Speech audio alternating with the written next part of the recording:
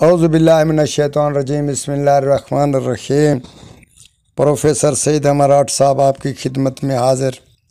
अस्सलाम वालेकुम नाज़रीन, जो औरतें घर में तंग हों और उसको खामद ना जानता हो या दूसरे घर वाले ना जानते हों, उसकी कदर इज़्ज़त न करते हों, उसके लिए बहुत ही एक बेहतरीन तावीज़ हम पेश कर रहे हैं।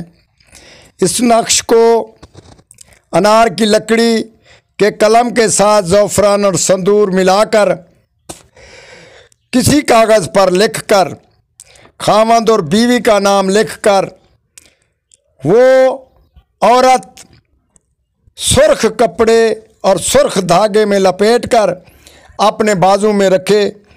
खामद का रवैया अच्छा और दूसरों का रवैया अच्छा हो जाएगा।